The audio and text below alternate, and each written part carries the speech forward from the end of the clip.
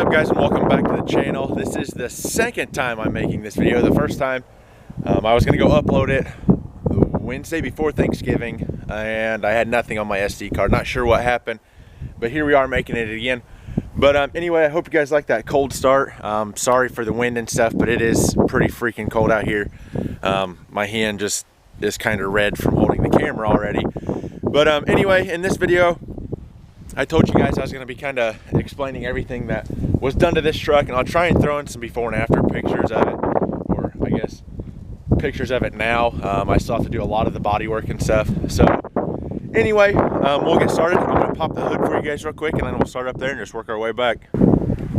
Okay guys, starting up here in the front, this is a 1979 GMC Sierra Grande 4-wheel drive.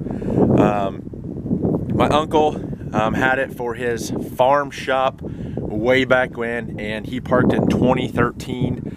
I asked him what he wanted for it. He said change the sending unit in my 95 or 96 Chevy Silverado, and I did that, and well, the truck became mine. The motor that was in it, it was a Jasper rebuilt 350. It was garbage. It was using oil like no other. My cousin was actually the last one to drive it, and he said it wasn't even worth trying to rebuild. So that is where this motor came in. This was a TBI motor. I bought it off one of my brother's friends. It was a TBI motor, same SM465 transmission, and it had a 208 transfer case. I can't remember if it was a 205 or 208, but anyway, we decided to switch it back over to the carb setup. So we're running, as you can see, Edelbrock intake. We got Edelbrock valve covers. We have 1-ton dump truck heads. They came off of a 1-ton. We're running a 4-barrel Edelbrock carb, and then it's cammed and all that fun stuff. That's it for up front. Some stuff I'd like to do up here. Obviously, we're going to be doing all new fenders and all that stuff, but I want to do the Jeep, I believe it's the XJ steering shaft here. That will probably be coming soon, just to kind of tighten up the steering a little bit. But other than that, I'll probably end up changing over the radiator to a 3-core or 4-core, because I believe this is a 2-core. But for now, it's fine. Like I said, it's pretty much a built 350, and yeah, that's it under the hood. Moving along down the side of the truck, we did a 4-inch lift kit, all new front leaf springs. I mean, you can see all the new front parts, shocks. Missing the front drive shaft, it's gone, but it's getting new U-joints. But anyway, everything up front's pretty much been rebuilt by LS Customs. Chad over there did a fantastic job on it. He pulled basically the lockout and everything, made sure it was all good both sides, and I'll insert some pictures here. But like I said, everything on the front has pretty much been rebuilt, other than a few small things, like we didn't rebuild the front axle or anything. It was still good. But I mean, you can tell from those pictures that he tore everything apart, and it rides really smooth. So moving along, we'll go to the inside of the truck now. It's pretty much bone stock, other than this seat. It did have a bench seat in here. Chad actually found this one for me. I had to drive about 2 hours away to get it. Bought it for $100. It's got the center console here that opens. I did make a full video on this a while back, if you want to go check it out.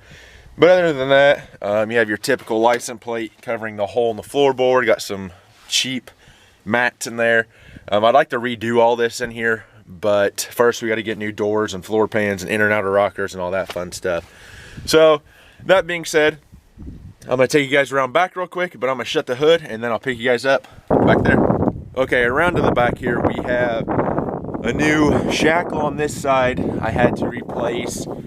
We have new leaf springs, new shocks obviously, and then we did a 4-inch lift shackle there.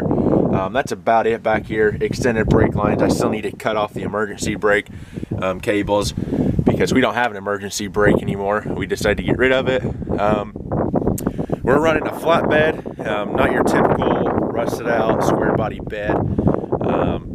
My uncle did use this truck as a torch truck, so obviously your torch is set down in there, and then there was another bar that came out and went up and attached up there to the top. You can see it bolted in right down there, and then you'd wrap your chain around your torches and they wouldn't go anywhere.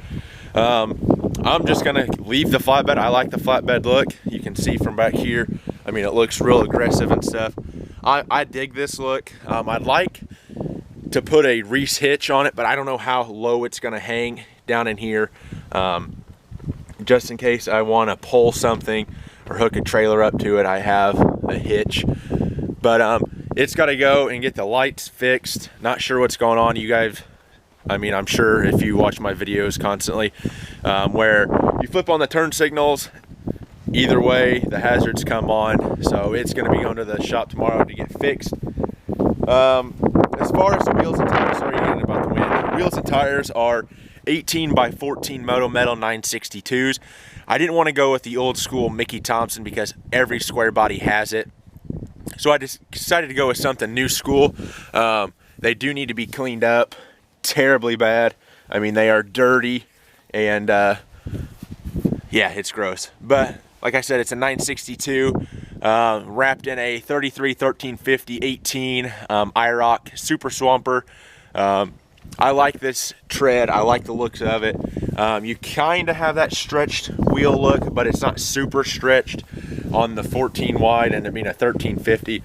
So it kind of gives it a nice little, I'd say kind of a stretched look, but it's still really fat looking if you look down the side. I mean, the only thing I might do different is throw a set of 2-inch spacers on the back of this truck, because if you know GM, the rear axle is shorter than the front axle, so that's why the front one sticks out a little bit farther than the back. So you put 2-inch spacers on there and it's leveled. And that's what we had to do on the 98 over there.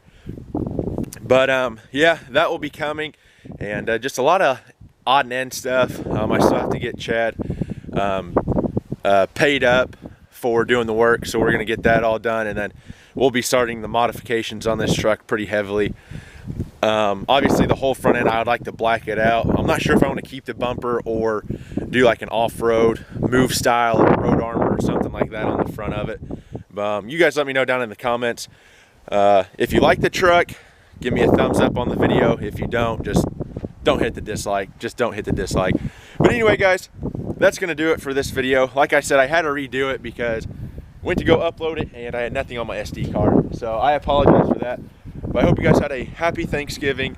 Hope you guys got your bellies full. I know I did. I had 3 Thanksgivings I had to go to, so I was pretty busy. But anyway, guys, I'm the GM man. Thanks for stopping in. Remember, as I do, doing what I love. I'll catch you guys in the next one. Peace.